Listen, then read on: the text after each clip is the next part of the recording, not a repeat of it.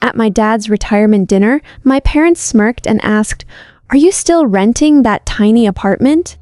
The entire table laughed, assuming I was the broke disappointment of the family. My mother even handed me a booklet on basic budgeting, completely humiliating me in front of 50 distinguished guests. They thought their golden child son was the only success story, while I was just scraping by. But their smug smiles completely vanished when I quietly laid down a single, certified legal deed on the white tablecloth. I'm glad to have you here. Follow my story until the end and comment the city you're watching from so I can see how far my story has reached. They spent decades treating me like an outsider because I didn't brag about my finances. But that one single revelation didn't just silence my parents, it proved that I actually owned the very building we were sitting in. To Bend, my name is Vanessa, and at 28 years old, I have always been considered the quiet disappointment of the family. To my parents, financial success was something to be worn like a loud, shiny badge of honor. It was measured in flashy designer logos, brand new sports cars, and heavy country club memberships. My older brother, Austin, was the absolute golden child of the family because he embodied everything our parents worshipped. At 31, Austin ran a high-profile tech startup, lived in a sprawling suburban mansion, and never missed an opportunity to casually brag about his six-figure investment portfolio during family dinners. My parents practically beamed with pride whenever he walked into a room, treating his word like gospel. You know, I, on the other hand, was the complete opposite. I worked as a data analyst, a stable, highly analytical profession that my mother frequently dismissed as a boring, low-class desk job. Because I drove a modest sedan, wore unbranded clothing, and chose to live in a compact apartment near downtown, my family automatically assumed I was perpetually broke and scraping by. They couldn't comprehend that someone would choose comfort and frugality over public validation. To them, my lifestyle was definitive proof that I was financially reckless, lacking the ambition and elite drive that made Austin so special. I became the designated target of their passive-aggressive remarks and patronizing advice at every holiday gathering. I kept my mouth shut for years, letting them believe whatever twisted narrative made them feel superior. They had no idea that my quiet nature masked a brilliant mathematical mind, and they certainly had no clue that the modest girl they constantly looked down upon was secretly building something that would completely dwarf their entire world. The tipping point, arrived on a crisp Friday evening at my father's formal retirement dinner. The celebration was held at the Grand Sterling, the most exclusive and expensive luxury event venue in the heart of the city. 50 distinguished guests, including prominent local politicians, wealthy corporate colleagues, and extended family members, sat around a long, beautifully decorated head table. I sat near the end, quietly sipping my water and wearing a simple black dress, while Austin dominated the conversation from the center, loudly sharing his latest lavish vacation stories.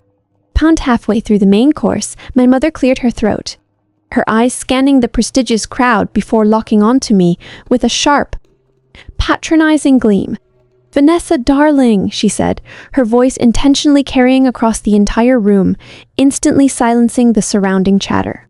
"Are you still renting that tiny, depressing apartment downtown?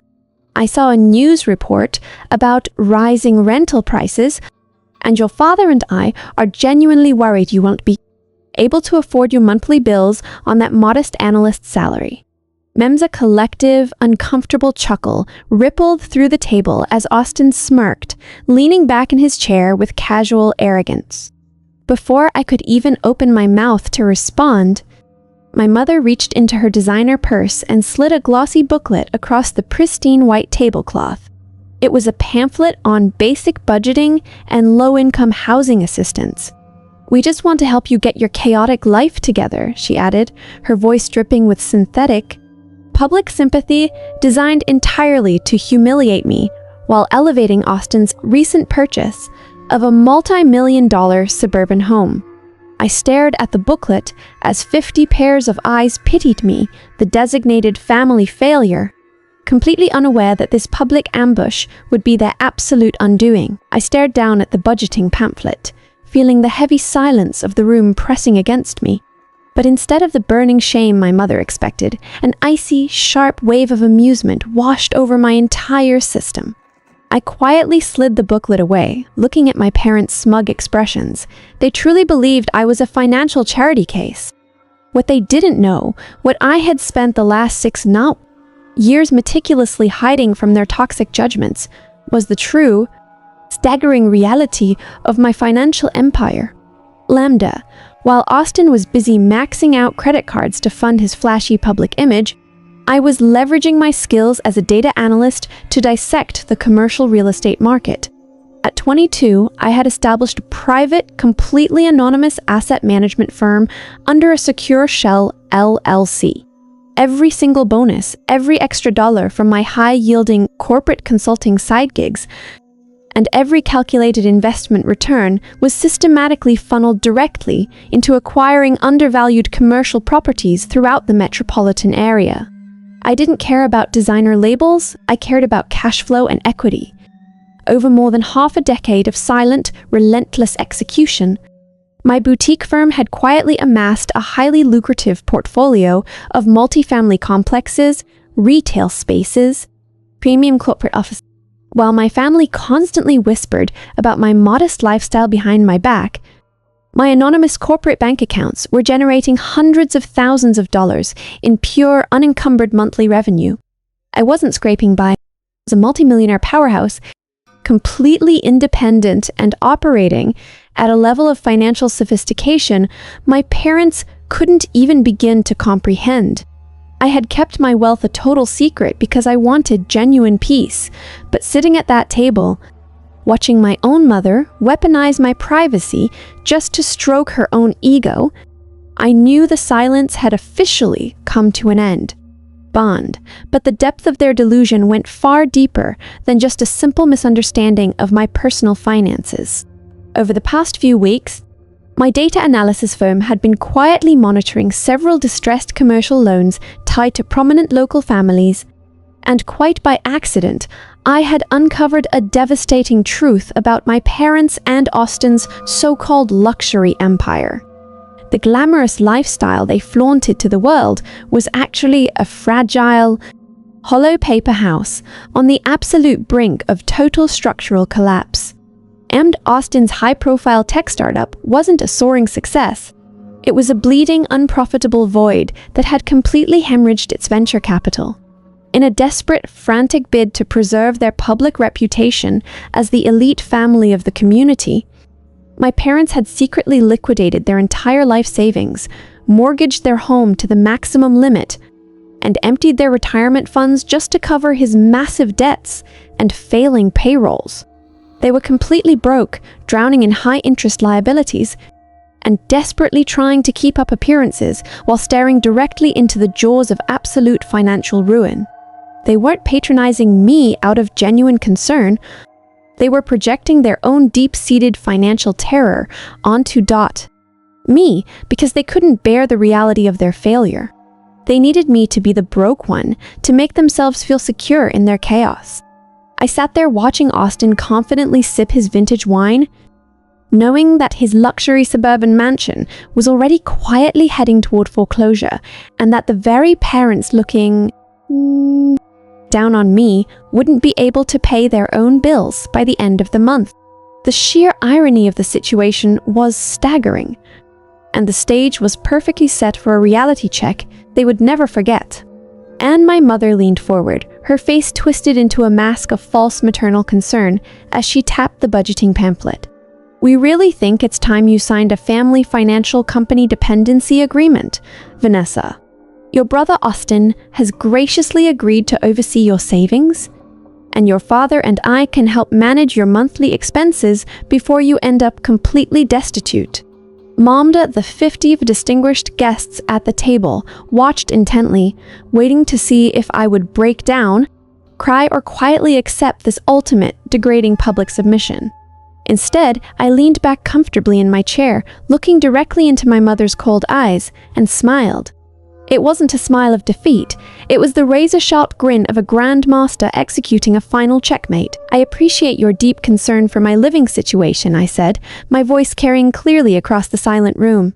"But I won't be needing the booklet, and I certainly won't be signing over my life to Austin." I reached into my simple briefcase, pulled out a manila folder, and slid a set of certified Ikashir-Patience Certni-Fold, official legal deeds, and corporate acquisition papers across the table, right over the budgeting pamphlet. "Since you're so incredibly consumed by property ownership and financial security, I think you should take a very close look at the official title registration for the building we are currently sitting in, Palangar de Malanda." My father frowned, adjusting his glasses as he pulled the documents toward him, while Austin scoffed, muttering something about a pathetic stunt. But as my father began to read the official corporate seals and the name of the primary stakeholder, the color instantly drained from his face, leaving him completely breathless.